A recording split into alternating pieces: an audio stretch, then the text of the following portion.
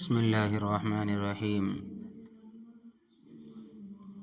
مسائل غسل، جنابت میں غسل کی حکمت۔ سوال: ایک ہندو نے اعتراضاً مجھ سے کہا کہ اہل اسلام اندھا دھند عبادت کرتے ہیں اور تحقیق سے کوئی واسطہ نہیں، مثلاً منی کے نکلنے سے غسل لازم نہیں آتا کہ تمام جسم کا غسل کیا جائے، بلکہ صرف عضو تناسل کی تطہیر سے انسان پاک ہو جاتا ہے۔ اگر تمام بدن ناپاک ہو جاتا تو کس طرح؟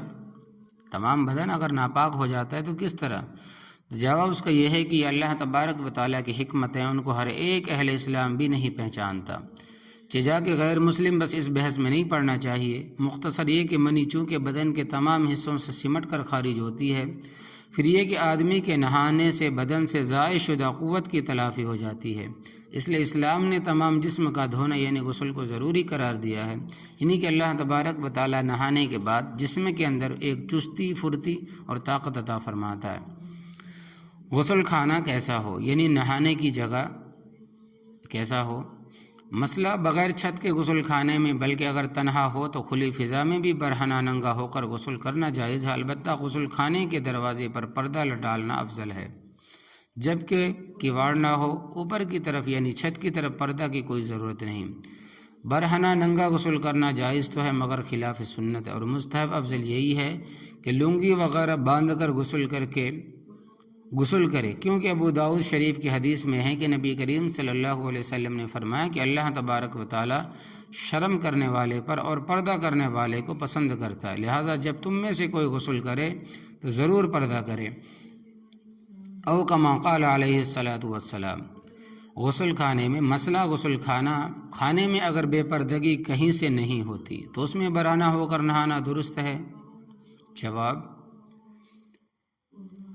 نیز تنہا مکان میں برہنہ بھی غسل درست ہے جب کہیں سے بے پردگی نہ ہوتی، اور غسل کے وضو سے نماز درست ہے۔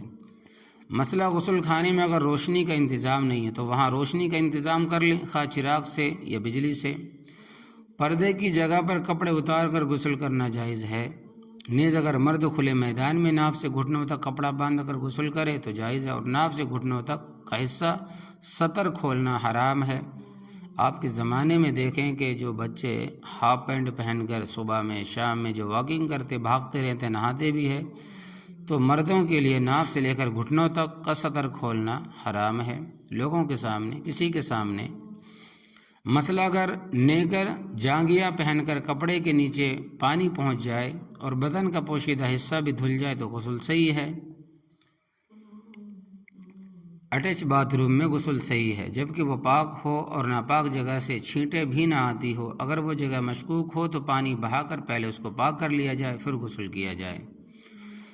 غسل کرنا بیٹھ کر یا کھڑے ہو کر دونوں طرح جائز ہے، اور بیٹھ کر غسل کرنا اس اعتبار سے کہ اس میں پردہ زیادہ ہے افضل ہوگا، جبکہ بغیر کپڑوں کے کھلی جگہ پر غسل کر رہا ہے۔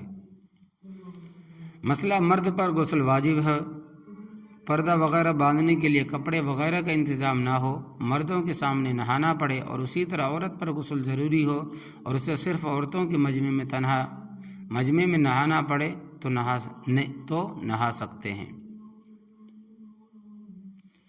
مرد پر غسل واجب ہو، پردہ وغیرہ باندھنے کے لیے کپڑے وغیرہ کا انتظام نہ ہو تو مردوں کے سامنے نہانا پڑے، اور اسی طرح عورت پر غسل ضروری ہو تو اسے صرف عورتوں کے مجمع میں نہانا پڑے تو نہا سکتے ہیں، یعنی عورت عورتوں کے سامنے اور مرد مردوں کے سامنے نہا سکتے ہیں مگر پردہ ضرور کرے۔ غسل خانہ یا بیت الخلاء میں عوام باتیں کرنے کو ناجائز سمجھتے ہیں، یہ بھی غلط ہے، البتہ بلا ضرورت باتیں نہ کرے۔ اگر غسل بالکل برہنہ ہو کر کیا جائے تو اس صورت میں قبلے کی طرف منہ یا پیٹھ کرنا مکروہ تنزیہی ہے، بلکہ شمالاً جنوباً ہونا چاہیے، اور اگر سطح ڈھانک کر غسل کیا جائے تو اس صورت میں کسی بھی طرف رک کر کے غسل کیا جا سکتا ہے۔ غسل خانے میں جانے اور نکلنے کا مسنون طریقہ: غسل خانہ باتھ روم میں بالعموم صفائی نہیں ہوتی، اس لیے بیت الخلاء فلش کی طرح غسل خانے میں داخل ہوتے وقت پہلے بایاں پاؤں اندر رکھے اور نکلتے وقت دایاں پاؤں نکالے۔ غسل سے پہلے بسم اللہ پڑھنا مسنون ہے، مگر غسل خانے میں داخل ہونے سے پہلے پڑھے اور فارغ ہونے کے بعد غسل خانے سے باہر نکل کر وضو والی دعا پڑھے۔ اگر غسل خانہ نہایت صاف ستھرا ہو، اس کے اندر بیت الخلا فلش اٹیچ نہ ہو، تو اس میں داخل ہوتے وقت اور نکلتے وقت جو پاؤں چاہے رکھے، اور بسم اللہ بھی غسل خانے کے اندر کپڑے اتارنے سے پہلے پڑھے۔ اگر کوئی لنگی وغیرہ باندھ کر غسل کر رہا ہو تو کپڑے اتارنے کے بعد بسم اللہ پڑھے، اور حالت غسل میں وضو کی دعا بھی پڑھ سکتا ہے۔ غسل کرتے وقت جو لوگ بلند آواز سے کلمہ طیبہ وغیرہ پڑھتے رہتے ہیں، یہ ناجائز اور خلاف ادب ہے۔ غسل کرتے وقت کوئی دعا، کوئی کلمہ پڑھنا ضروری نہیں ہے، اور نہ درود شریف ضروری، بلکہ اگر بدن پر کپڑا نہ ہو تو ایسی حالت میں دعائے کلمہ اور درود شریف وغیرہ جائز ہی نہیں ہے۔ برہنگی ننگے ہولے کی حالت میں خاموش رہنے کا حکم، اس وقت کلمہ وغیرہ پڑھنا ناواقفوں کی ایجاد ہے، بے وقوفوں کی ایجاد ہے، وہ کلمہ عمل کرنے کی توفیق